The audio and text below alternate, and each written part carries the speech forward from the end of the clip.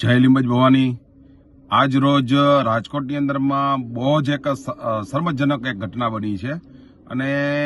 એ ખરેખર બહુ કરુણાદય અને બહુ વેદનામય ઘટના છે। એની અંદરમાં પૈસાની લાલચમાં આવીને માણસ આટલી હદ સુધી ગીરી શકે એ આજે જોવા મળ્યું છે કે પૈસાની લાલચની અંદરમાં જે કોડ ભરેલી દીકરીઓ કે જેણે પોતાની કેટલી અરમાનો લઈને લગ્ન કરવા માટે દીકરીઓ આવવાની હતી, એ દીકરીઓએ પોતે નાના મા બાપે આડાઅવળા કરીને પૈસા પણ એ ઇવેન્ટના નામે એનવી ઇવેન્ટના નામે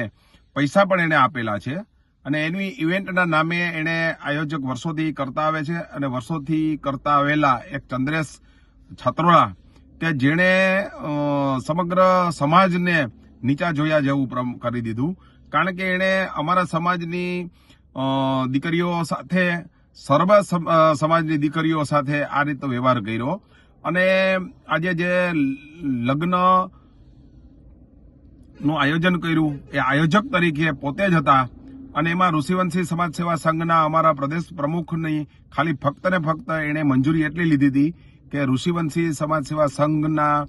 નેજા નીચે હું કરું, તો ગુજરાતભરની અંદરમાં ઋષિવંશી સમાજ સેવા સંઘના નેજા નીચે હજારો લગ્નો થયા છે, હજારો દીકરીઓના લગ્નો કર્યા છે। અમે હર હંમેશા લગ્નના દાતા તરીકે જ રહ્યા છીએ।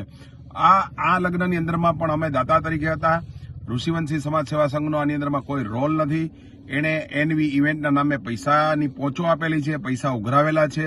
અને ઋષિવંશી સમાજ સેવા સંઘ તો ભોજનનો દાતા હતો અને એ પૈસા પણ એને ઋષિવંશી સમાજ સેવા સંઘ પાસેથી પૈસા પણ અમારા પણ લઈ લીધા છે।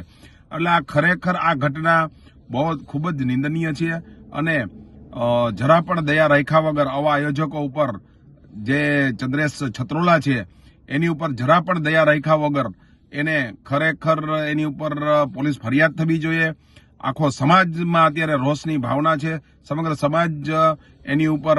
ખૂબ જ આક્રોશમાં છે કે આવા હલકા માણસને કોઈ દિવસ માફ કરવો ન જોઈએ।